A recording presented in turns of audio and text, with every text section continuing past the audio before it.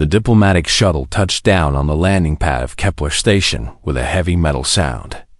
Captain Marcus Webb walked out with 6 people behind him. They all wore the blue uniforms of Earth Space Command. Marcus was tall, with gray hair and a hard face. He had been doing this job for 20 years, and every time felt the same. He felt the weight of responsibility on his shoulders. He felt the weight of not knowing what would happen next. The alien ship sat in the landing bay like a dark metal monument. It was 3 times bigger than any human ship. The surface was smooth and black, and it had weapons on every side. Marcus could see the gun ports clearly. He did not like what he saw. "They are calling again," said Lisa Hammond, the communications officer. She stood next to Marcus, looking at the readings on her small device. "They want to meet. They say it is peaceful." Marcus nodded slowly. He had heard the signals from the Valorian ship for 3 months now. They kept appearing at the edge of human space. They kept asking to talk. Every human captain who met them said the same thing. These beings were dangerous, even if they said they were peaceful. There was something in the way they moved, in the way their ships behaved, that made human instincts scream warnings. "Tell them we are ready," Marcus said. He looked at his team. "Remember what we discussed. Stay calm. Do not make fast movements. Do not reach for weapons. Let them speak first." The door of the alien ship opened slowly. A ramp came down. Light spilled out from inside, making it hard to see what was coming. Then a figure emerged. Marcus felt his breath catch in his throat. The creature was 7 feet tall. Its body was covered in black scales that looked like polished stone. It had 4 arms, each one thick with muscle. Its eyes glowed bright yellow and burned with an intelligence that seemed almost painful to witness. It moved like water, like something that knew exactly what every part of its body was doing at every moment. It was, without question, the most dangerous thing Marcus had ever seen in his life. The creature walked forward slowly. Marcus could see the claws on its hands. Long, curved, sharp. This was an apex predator. This was a hunter built by nature or by design to kill things much larger than humans. "I am Kethis," the creature said. Its voice came from deep in its chest, a rumbling baritone that made the air vibrate. "I represent the Valorian Coalition. We come with a gift for humanity. We come with respect and with hope for friendship." Marcus forced himself to smile. His hands were steady, but his mind was racing. "Welcome to Kepler Station. I am Captain Marcus Webb. We are honored to receive you. What is this gift you speak of?" Kethis moved one of his 4 arms, and something shifted in the shadows of the shuttle behind him. Another creature emerged. It was similar to Kethis, but smaller, and it was covered in scars. Deep scars that spoke of battles and survival. This creature had the same scale-covered body, the same 4 arms, the same glowing eyes. But this one moved differently. It moved like a weapon. It moved like a hunter that had killed many times and would kill many times again. "This is a Zarathian enforcer," Kethis said. "In our galaxy, these are the most feared creatures in the region. They are fast. They are strong. They are trained to fight and to protect. We have decided to give this enforcer to humanity. We give it to you as a symbol that we want to help you survive in a dangerous universe. Your military is young. Your technology is not yet as advanced as others. But with this enforcer, you will have something that can help you defend your worlds and your people." Marcus stared at the Zarathian enforcer. His security team had moved slightly closer to him, their hands near their weapons. This was the moment. This was the decision point. Marcus could reject the gift. He could refuse to take the creature. It would be the safe choice. But he also knew that the Valorian Coalition would remember a rejection. They would remember an insult. "This is a generous gift," Marcus said carefully. He chose every word with care. But before we can accept, I must ask a question. Is it friendly? There was a moment of silence. Kethis tilted his head, the four eyes studying Marcus with what might have been curiosity. Then a sound came from Kethis. It took Marcus a moment to understand that it was laughter. Friendly, Kethis said. This is an interesting question.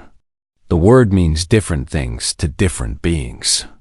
The Zarathian enforcer is not programmed to be friendly.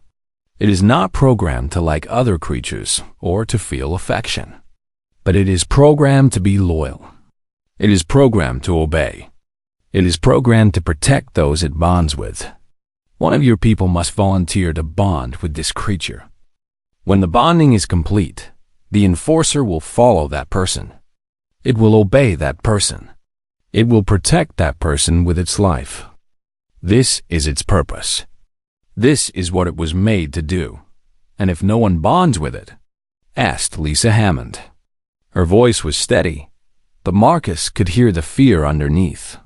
Then it will remain in a state of waiting, Kethis said. It will not attack. It will not try to escape.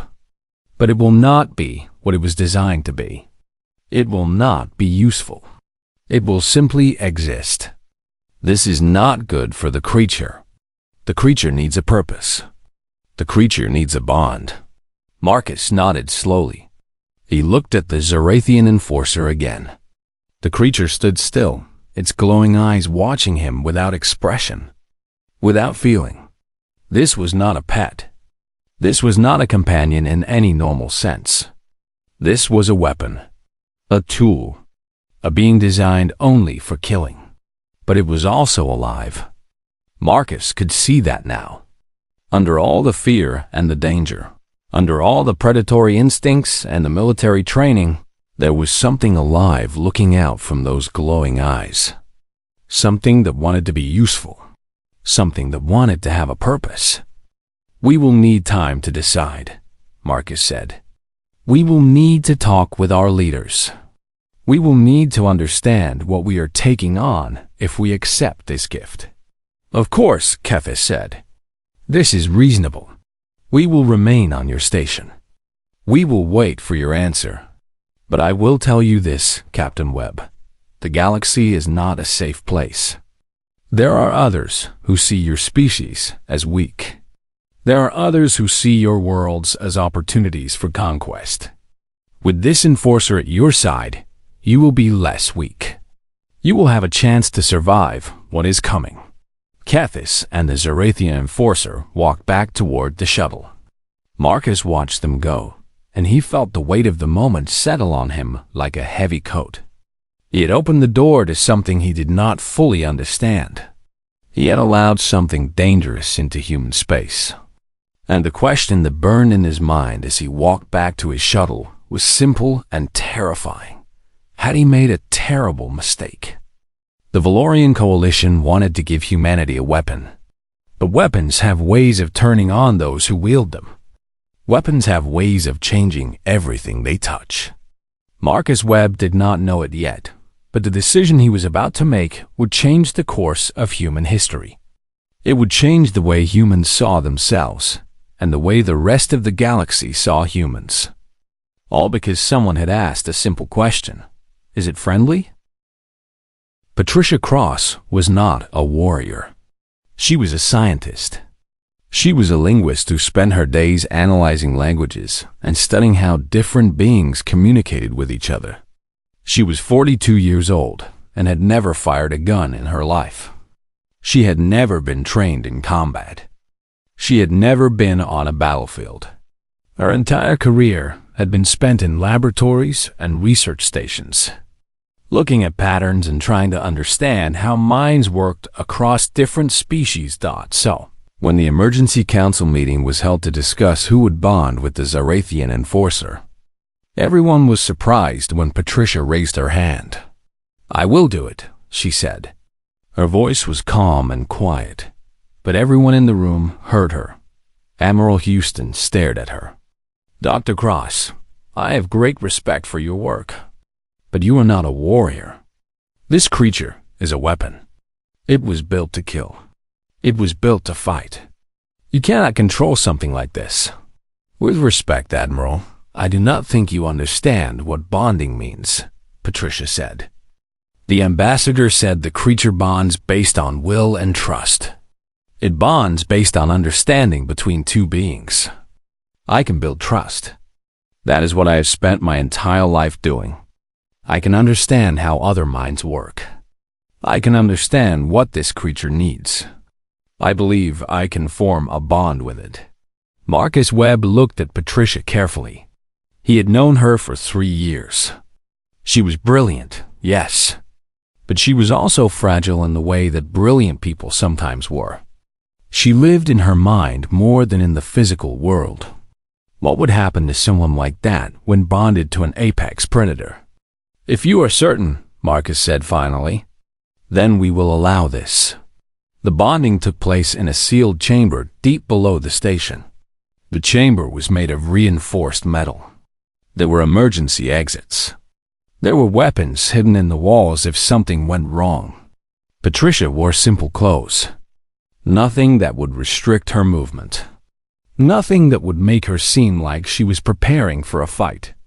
The Zarathian enforcer was brought in by Ambassador Kethis himself. The creature looked even larger in the confined space. Its shoulders were almost touching the walls.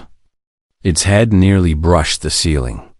In this small room, the creature seemed absolutely overwhelming. Patricia stood in the center of the chamber and did not move. She did not back away. She did not show fear, even though fear was moving through her body like electricity. I am Patricia Cross, she said. She spoke as if she were greeting another scientist at a conference. I know what you are. I know that you have been trained to fight. I know that you have been trained to kill.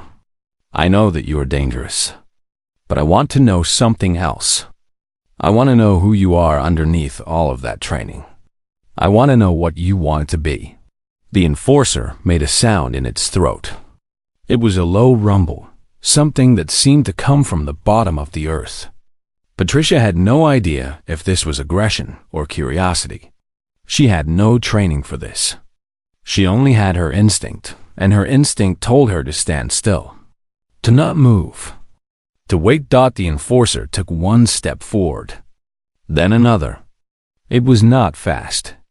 It was deliberate. Patricia could see every muscle moving under the black scales. She could see the power that was contained in that body. If this creature wanted to kill her, she would be dead in seconds. There was no way to stop it. There was no defense. The creature raised one of its 4 arms and extended its clawed hand toward Patricia. It was close enough now that she could feel the heat radiating from its body. It was close enough that she could see herself reflected in its glowing yellow eyes. Slowly, Patricia raised her own hand and placed it against the creature's palm. The moment their skin touched, something shifted. Patricia felt it in her chest, like a door opening. The creature made another sound, this one different from the first. This one seemed to come from surprise or recognition or understanding. Patricia could not be sure what it meant. Ambassador Kethis watched from the corner of the chamber. The bonding is complete, he said. His name was Varath before the military training changed him. You may give him a new name if you wish, or you may restore his old identity. Patricia did not take her hand away from Vareth's palm. She looked up at the creature's face, at those strange glowing eyes, at the alien features that should have been terrifying, but somehow were not. Varath is perfect, she said. I will not change it. Over the next 3 weeks, Patricia and Varath were almost never apart. The station staff had been told to allow them access to any area they needed. Patricia brought Varath to the training chambers. She brought him to the observation decks. She brought him to the cafeteria and tried to teach him what human food was and how humans ate. Some of the food Varath ate. Some of it he ignored. He seemed to have a taste for protein, and he would eat raw meat if Patricia offered it. But he also seemed curious about everything. Even the foods he could not eat. Patricia spent hours simply sitting with Vorath in silence. She had learned that silence was important in cross-species communication.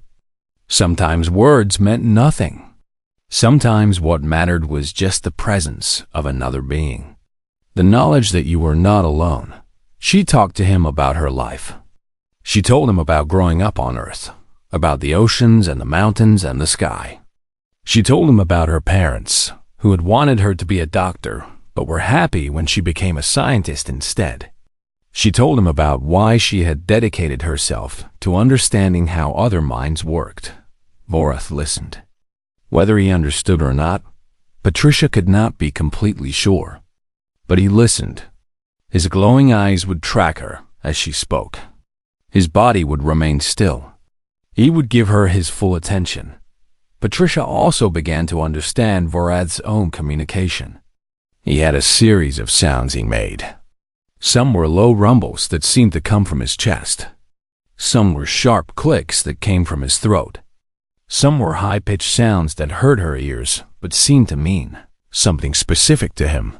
She began to keep a record of these sounds. She began to track which sounds corresponded with which emotions or actions. She began to build a language with Vorath. Not a human language. Not a Zarathian language. But something new. Something that belonged to both of them. On the 21st day, something happened that changed the way the station saw Vorath forever. A child had gotten lost in the lower corridors. Her name was Emma, and she was 4 years old. She had separated from her mother in the crowd near the supply station. The station had gone into lockdown, and search teams had been sent to find her, but it was Vorath who found her. Patricia heard him make a specific sound. A pattern of low rumbles that she had come to recognize as something like urgency mixed with protection. She followed him through the corridors of the station. They moved deeper into the station, into areas that were less used and less populated. And then they found Emma in a small maintenance room, crying and afraid. Vorath made a different sound. A softer sound. He walked slowly toward the child and lowered his massive body down until he was closer to her size. His great scaled head tilted slightly, and he looked at the small human child with those glowing yellow eyes. Emma stopped crying. She looked at this creature that should have terrified her, and somehow she was not afraid. Vorath curled up next to her, wrapping his body around her in a protective position. His heat kept her warm. His presence kept her from being alone. Patricia watched as the search teams arrived and found the child safe with an alien apex predator. She waited to see fear. She waited to see violence. She waited to see the worst. Instead, when Emma's mother arrived and saw her daughter with Vorath, she did not scream. She did not try to grab her child. Instead, she looked at the creature that had protected her daughter, and she said thank you. From that moment on, Vorath was no longer seen as a weapon. He was seen as a guardian. He was seen as something more than his biology suggested. He was seen as a choice. A being who could have caused harm but instead chose protection. And Patricia understood that the bonding had been successful in a way that neither she nor Ambassador Kethis could have predicted. They had not created a tool. They had created a relationship. They had created a partnership between two beings from completely different worlds. The alarms came without warning. One moment the station was quiet, with people going about their daily work. The next moment, everything was chaos and fire and death. The Krell ships appeared on the detection screens like ghosts made of burning metal. There were 4 capital ships and 12 fighters. They came fast and hard, and they came with weapons that humanity did not have. Captain Marcus Webb was in the command center when the first explosion hit. The station shook violently. Red emergency lights came on automatically. Around him, his officers were shouting, trying to do their jobs in the middle of disaster. "We have hull breaches in sections 7 and 8, shouted Lisa Hammond, her fingers moving across her console. "The outer docking bays are gone." Multiple casualties reported in the agricultural sector. How many? Marcus asked. His voice was steady, but his hands wanted to shake. Initial estimates suggest 3,000, maybe 4,000, Lisa said. She did not look at him when she said it. She could not look at him. Marcus felt the weight of those numbers crush down on him. 3,000 people, 4,000 people, families, children, scientists and workers, and people who had done nothing to deserve this fate. Get evacuation teams to those sections, he ordered. But he knew it was probably too late. The Krell were already moving to cut off escape routes, already positioning themselves to maximize casualties. The Krell were not known for mercy. The Krell were known for being efficient. Admiral Houston's voice crackled through the communication system. Captain, we are engaging the Krell fighters, but we are badly outgunned. They have weapon systems that are outpacing our defensive grids. I estimate we can hold for maybe 10 minutes. After that, they will have complete control of space around the station. How many people can we evacuate in 10 minutes? Marcus asked, though he already knew the answer. Maybe 500 if we are very lucky, Houston said. There are 5,000 people on this station, Captain. We cannot save them all. Marcus felt the weight of command settle on him like a physical thing. He was looking at the potential death of 4,500 people.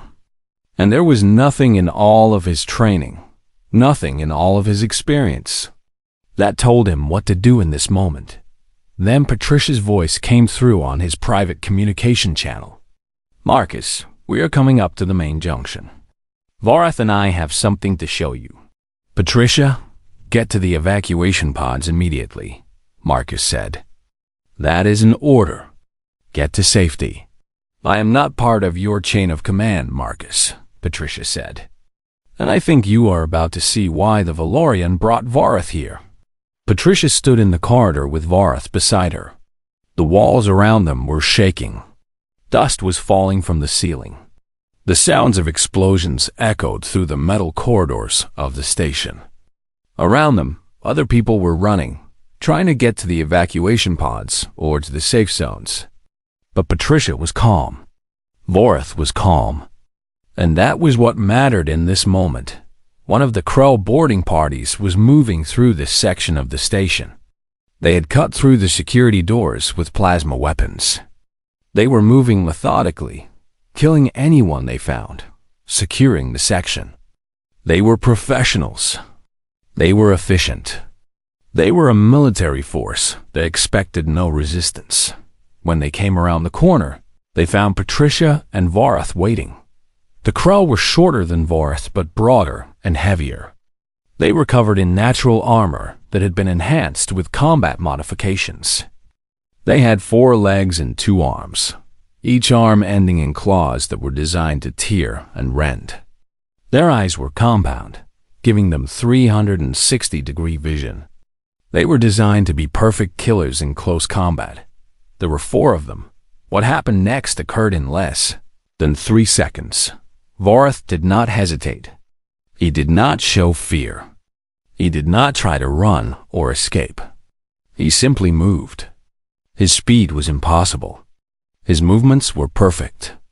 One Krell soldier tried to raise his weapon, but Vorath was already there, his claws moving in a precise motion that disarmed the creature without killing it. The weapon fell to the ground. Another Krell tried to move forward, but Vorath struck it not with his killing strike, but with a controlled blow that sent the creature flying backward into the wall. The Krell soldiers began to retreat. They were trained killers. They were experienced in combat. But they had never faced anything like Vorath. They had never faced an apex predator that had speed and strength and intelligence working in perfect coordination. Patricia ran with Vorath as he pursued the Krell soldiers back toward the docking bay where they had entered the station. She was a small human woman running alongside a scaled alien predator that weighed 4 times what a human weighed. Her heart was hammering in her chest. Her breath came in sharp gasps. But she followed Vorath because she understood what he was doing. She understood his purpose in this moment. Through the station's camera feeds, Marcus watched as one of humanity's assigned gift weapons cut through the Krell boarding parties with controlled brutality. Vorath moved like water and fire combined. Every movement had a purpose. Every strike had precision. He was not just an animal reacting to danger. He was a tactical fighter making strategic decisions. He was identifying the threats and neutralizing them with the minimum force necessary. All Krell boarding parties in the main junction are retreating, Lisa Hammond announced. Disbelief was clear in her voice. The Enforcer is pushing them back. The Enforcer is actually winning. But Vorath did not stop at the docking bay. He continued forward, and Patricia understood why. The Krell boarding party could retreat to their ship and land again somewhere else. The threat would continue. They needed to be removed completely from the station. The Krell docking ship was large, designed to carry combat troops and supplies. It was heavily armored and heavily armed. As Vorath reached it, Patricia thought he would simply board it and try to clear the interior. That was what she expected. What he did instead was something that would later become legend in the history of Kepler Station. Vorath grabbed the external landing gear of the ship with two of his hands while gripping the hull with his other two hands. The landing gear began to bend. The metal screamed as it was twisted and torn. The ship listed to one side as the gear failed completely. Structural alarms began to sound inside the Krell vessel. The Krell pilots understood that they could not take off safely. Their ship was damaged. Their boarding party was failing to secure the station. Their mission had turned into a disaster. They made the decision to disengage and pull back.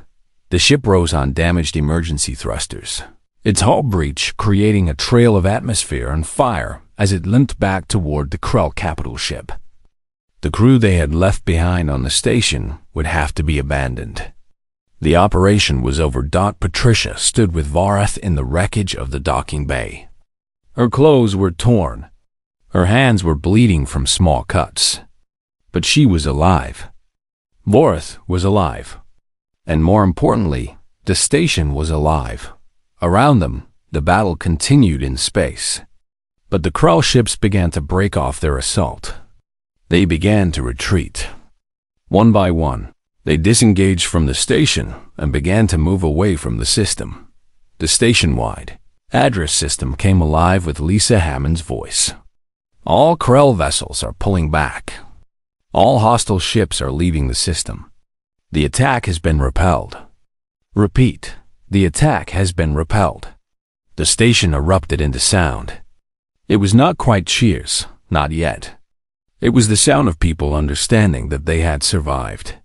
That death had come and passed them by. That they would live to see another day. Patricia placed her hand on Vorath's shoulder. His scales were hot. His body was still in a state of high readiness, still prepared for more combat. But when he felt her hand, something in him relaxed. His breathing slowed. His muscles eased slightly. Patricia looked into his glowing yellow eyes and saw something that she had not expected to see. She saw relief. She saw the understanding that the danger had passed. She saw something that might have been contentment, or at least the satisfaction of having protected someone you cared about. "You were amazing," she whispered. And whether Vorath understood her words or simply understood her meaning from the tone of her voice, he made that soft rumbling sound that Patricia had come to associate with peace. The radio frequency crackled with static as Captain Nathan Cross sat in the command chair of the UNSS Valiant. It was an old ship, one of humanity's first real deep space vessels. Not fancy, not advanced by galactic standards, but it was human-made. And that meant it was built to last. The message came through at 0300 hour station time. The voice on the other end was broken and rough. Governor Amy Peterson of Colony 7 spoke with the tone of someone who knew they were about to die. This is Governor Peterson. This is a Priority 1 distress signal. The Krell Empire has invaded. They came without warning. They came without mercy. My people are dying. My soldiers are falling. We need help. We need anyone. We need you. The transmission cut to static, then started again. If anyone hears this, send help. We have 30,000 civilians here. We have soldiers. We have weapons. But the Krell are too many. Their ships are too big.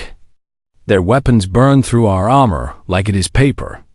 We are losing ground every hour. Send help. Please send help. Nathan Cross leaned forward in his chair. His hands gripped the metal armrest so hard, his knuckles turned white. Around him, his bridge crew stared at their screens. The information was bad. Really bad. Commander Elena Vasquez looked up from her navigation console.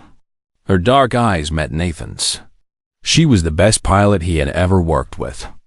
She came from a farming family in the rural parts of Texas. Her hands could move a ship through space, like a dancer moved across a floor. Captain, we are 14 hours away from Colony 7 at maximum speed, Elena said. Her voice was calm, but Nathan could hear the worry underneath. What is the Krell fleet size? Nathan asked. Chief Engineer Robert Hayes spoke from his station near the back of the bridge. Robert was an older man, maybe 55, with gray hair and hands that had built and fixed more machines than most people could count. He had spent his whole life learning how to squeeze power out of engines. Based on the sensor data from the colony, we are looking at a capital ship, maybe 3 cruisers, and at least 20 fighter craft. Our ship can take damage, but we are not built for war. We are built for exploration. Nathan nodded slowly. He already knew this. The Valiant was not a warship. It was a research vessel. The UN's Valiant had been sent out to explore new star systems and map unknown space. It carried scientists and engineers and pilots. It did not carry soldiers or weapons designed for heavy combat. Tactical Officer Marcus Stone leaned back in his chair. Marcus was young, maybe 32 years old, with short dark hair and the kind of focused mind that could see patterns in chaos. He had trained at the military academy on Mars. He knew how to fight, even when the odds were terrible. Captain, if we go in there, we could die, Marcus said. It was not a question. It was a fact. I know, Nathan replied. The Galactic Council will not back us up. The Council already decided that the colonies are not worth defending. They said the resources would be wasted on a losing fight. They will not send a fleet. Nathan stood up from his chair. He walked to the viewport and looked out at the stars. Somewhere out there, past the black void, people were dying. Real people. Humans like him. They had built a colony on a hostile world. They had worked hard. They had made families. And now the Krell were burning their homes and killing their children. Do we follow our orders? Nathan asked. His voice was quiet but strong. Do we sail past Colony 7 and pretend we did not hear the distress call? Do we go back to headquarters and tell them that we heard people dying and we did nothing? Elena stood up. No, Captain. That is not who we are. Robert nodded. I can push the engines harder. I can get us there faster. The engines will be strained, but they will not break. Not yet anyway. Marcus looked at the tactical display again.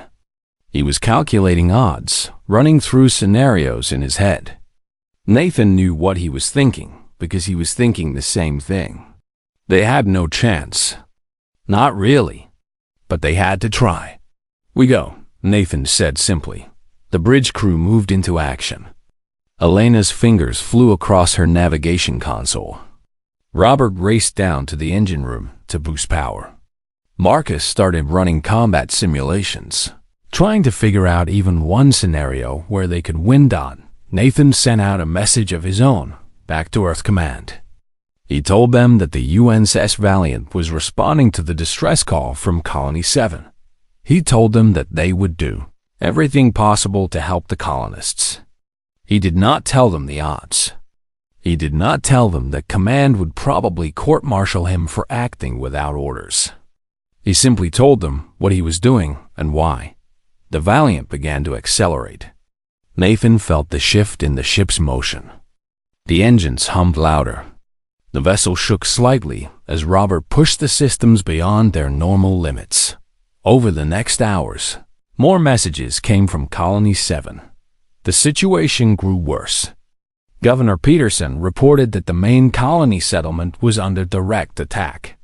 The Krell had landed troops. The human defenders were being pushed back street by street. Then a new voice came through the radio. It was a child, maybe 8 or 9 years old, crying and scared. "I do not know how to work this. My mother told me to send a message. Can anyone help?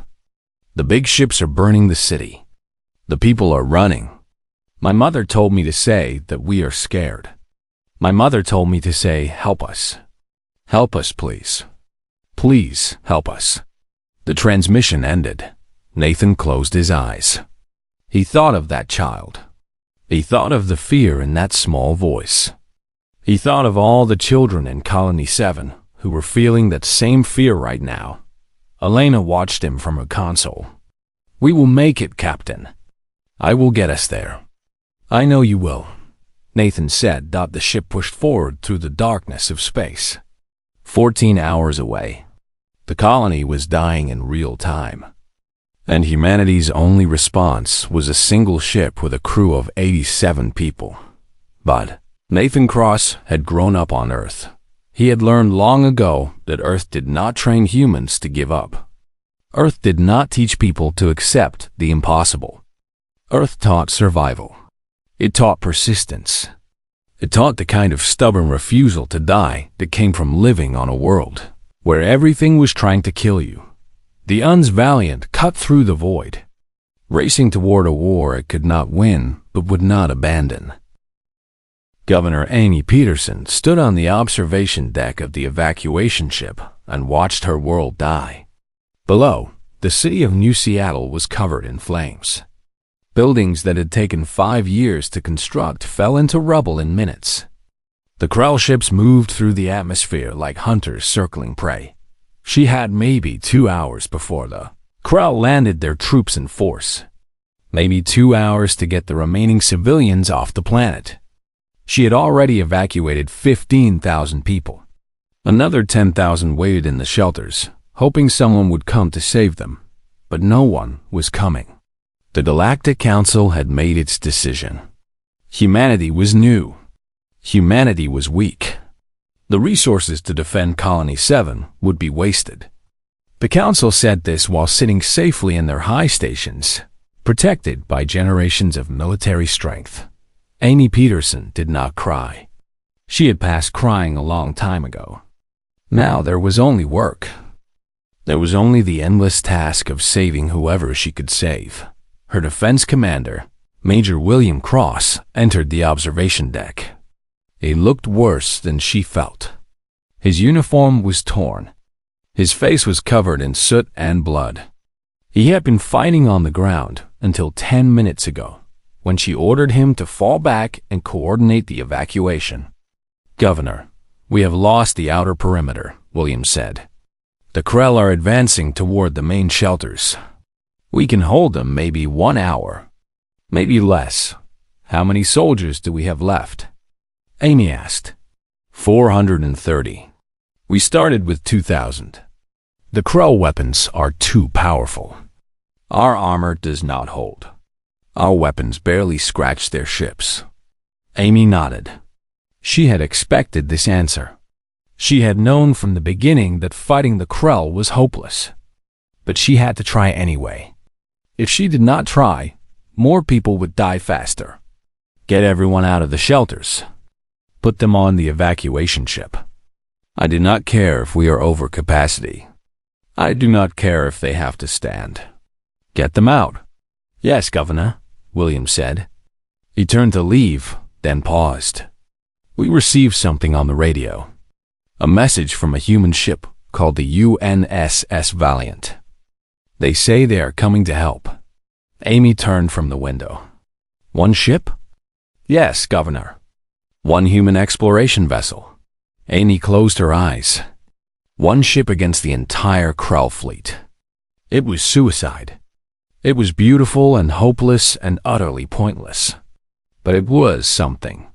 It was one more human who had decided to fight instead of run. How long until they arrive? She asked. 3 hours, maybe 4.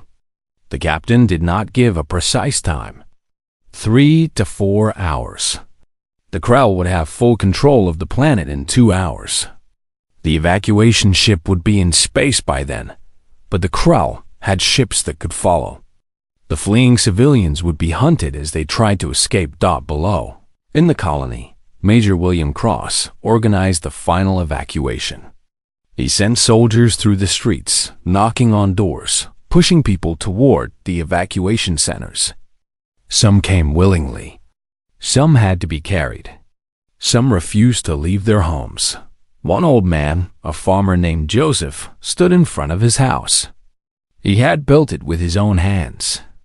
He had planted trees around it that had grown tall and green. His wife had died here. His children had been born here. "I am not leaving," Joseph said. William grabbed his arm. "Sir, you have to move. The Krell will be here in minutes. Let them come. This is my home.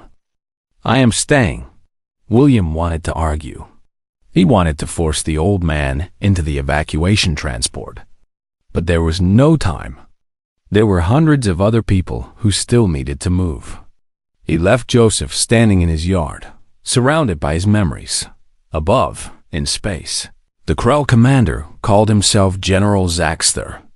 He was an old warrior, and he had destroyed 17 civilizations in his career. Each time was the same. The local forces resisted. The Krell fleet overwhelmed them. The survivors were enslaved or destroyed. The world became Krell property. Colony 7 would be the 18th. It was a small victory. The humans had only recently learned to use spacecraft. They had no real military. It would be easy. Zaxter watched from the bridge of his capital ship as his forces closed in. The human evacuation shuttles were leaving the planet, fleeing toward an old cargo ship that served as the evacuation vessel. Zaxter ordered his fighters to pursue. The humans would not escape. They would be hunted until the last one was dead. It was simple logic. It was complete confidence based on countless victories. Then the sensors picked up something new. A human ship was entering the system at high speed. Zaxter studied it on his tactical display. It was small. It was old. It was the kind of ship that should never approach a Krell battle group. It was the kind of ship that would be destroyed in moments. Zaxter smiled. Another human vessel to add to his list of victories. He had no idea what he was looking at. He did not understand that this small, old ship was crewed by beings from a world that had taught them to fight like animals cornered in a den. He did not know that humanity's greatest strength was not in size or weapons or numbers. Humanity's greatest strength was the willingness to charge into the dark against impossible odds. The UNSS Valiant emerged from faster-than-light space, and Captain Nathan Cross saw the full scale of the disaster below. The colony was burning. The Krell fleet was huge. His ship was tiny. Nathan looked at his crew. Elena sat at the helm with her hands already moving across the controls. Robert stood ready in the engine room, waiting for orders. Marcus had his tactical display open, already running calculations. "Elena, plot an attack course," Nathan said. "Where are we going, Captain?" Elena asked. "Straight at them," Nathan replied. "We are going to hit them hard and fast. We are going to make them regret ever coming to this colony." Elena nodded. She had already started plotting the course. Marcus looked up. "We will not win, sir." Not against those numbers. No, Nathan agreed. But we will make them hurt before we go down. And maybe that will be enough. Maybe that will give the evacuation ship time to escape. Maybe we will save those 30,000 people. That is all that matters now. The Uns Valiant accelerated toward the Krell fleet.